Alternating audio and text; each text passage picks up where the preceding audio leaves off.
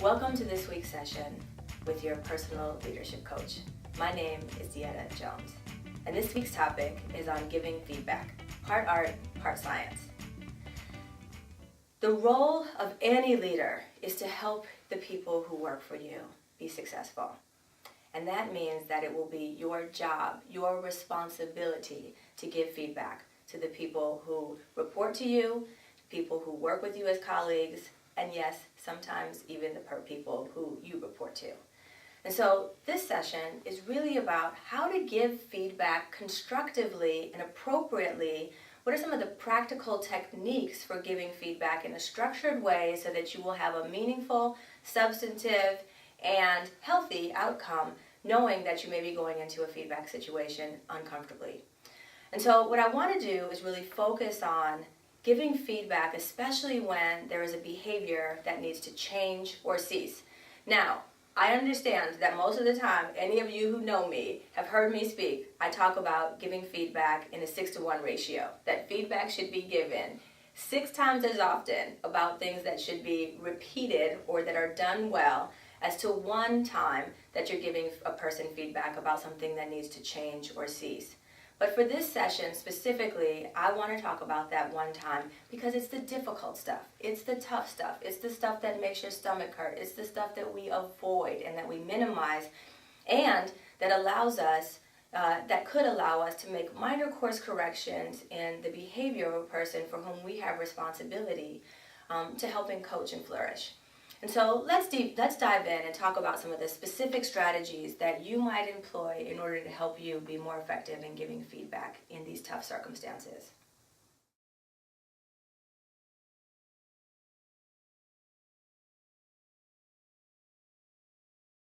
It should be limited to 1 issue at a time.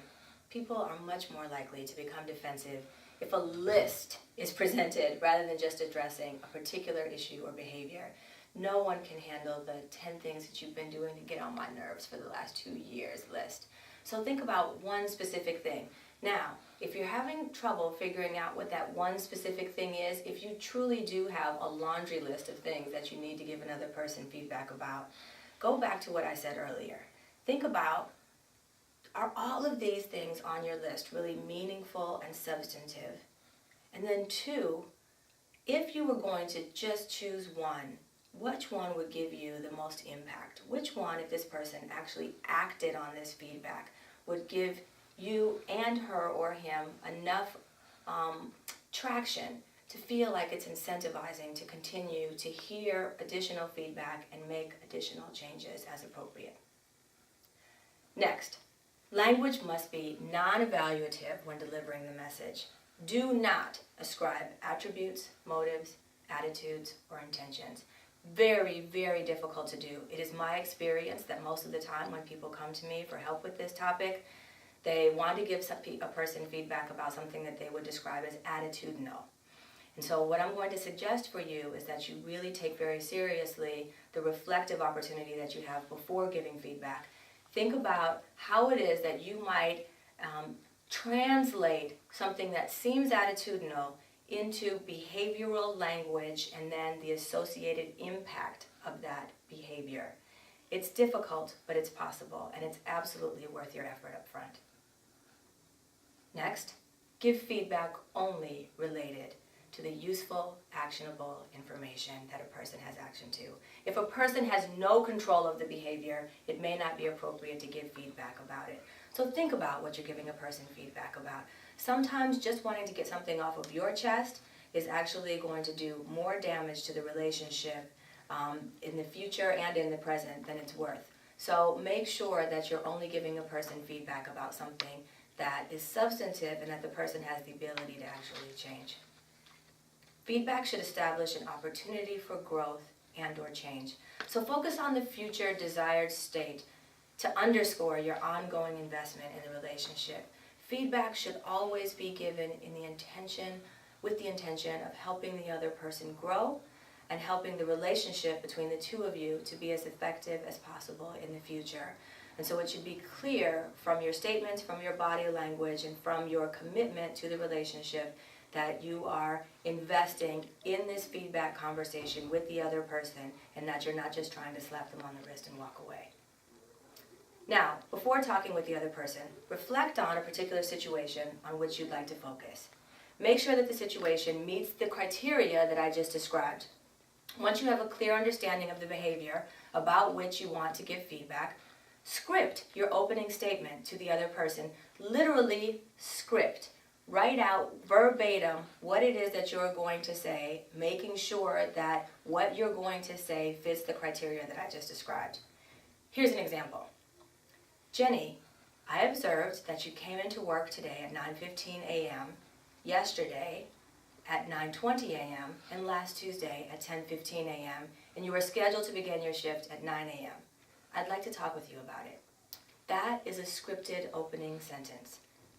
Non-evaluative, one thing at a time, behaviorally focused, does not make judgments. All it does is present the data in a very factual way, without a lot of emotion, and opens the door for Jenny, in this case, to be able to respond. And then the two of you have a conversation about what a solution might look like. Here's another example. Jonathan, yesterday when we were in the departmental meeting, and just as we were beginning to discuss the new service desk policy, you packed your belongings, left the room, and the door slammed behind you. I'd like to know what happened. Again, you do not need to come to closure or fix the behavior in the opening statement. All you have to do is open the conversation. Once you have invited the other person's response, then listen. Drop your agenda and just listen. A conversation should ensue. Allow it, encourage it, because this is a time that you do two things. One, you learn more about your colleague, which will help you and your relationship over time. And two, you invite the other person to offer suggestions about alternative behaviors in the future. You allow that person to take ownership for his or her solution. As your conversation comes to a close, make sure that you summarize the major points during the discussion, including the agreed upon new behaviors. Close up with a plan for how you'll follow up, and if appropriate, send an email message after the meeting with a list of agreed upon future behaviors and a timeline. This will be useful if additional personnel action is required. For now, I hope some of these tips were useful, and I hope that you feel like you have a bit more structure and that you also are leaving this session with a really clear plan in your mind about not just some of the techniques for approaching feedback, but also some of the pre-work that you need to bring to a feedback conversation. Please write me with your thoughts, your comments, your feedback, and I look forward to talking to you again.